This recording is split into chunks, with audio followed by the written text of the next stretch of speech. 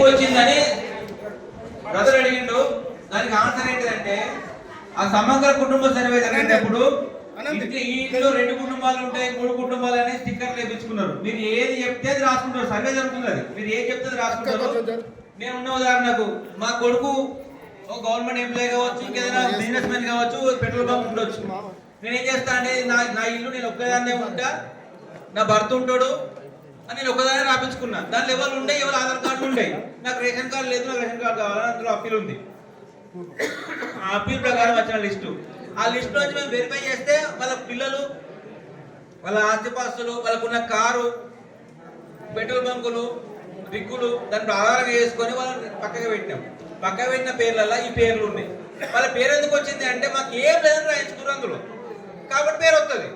వెరిఫికేషన్లో వాళ్ళు చెప్పింది తినాం, మేము వెరిఫై చేసుకుంటాం. మాకు కనబడింది అంటే వెరిఫికేషన్ ఆఫీసర్కు ఏదైతే కనబడుతుందో దాని ఆధారంగా బేట్ చేసుకొని వెరిఫై చేసి మాకు తెలిసినంత వరకు ఆయన మనసా వాచా కర్మణ వెరిఫై చేసుకున్నాడు. వెరిఫై చేసిన తర్వాత ఎలిజిబుల్ కాదు అనే లిస్ట్ పక్కకు పెట్టిన పేరు చదవడం జరిగింది. అవి కూడా మీకు తెలవాలని చదివినాం, అంతేగాని అవి ఇందులో ఇంక్లూడేషన్ లిస్ట్ కాదు, పక్కకు పెట్టిన లిస్ట్ వినాలి కదా.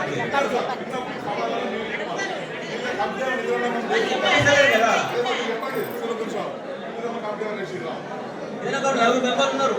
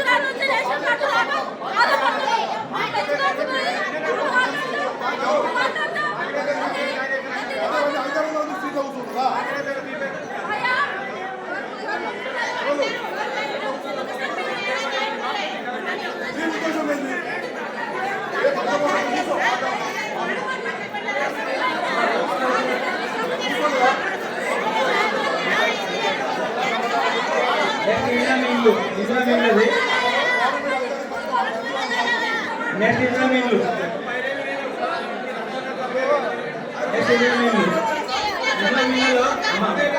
కూర్చోండి. ఇజ్రాయిల్లో ఇంటి స్థలం ఉన్న వాళ్ళు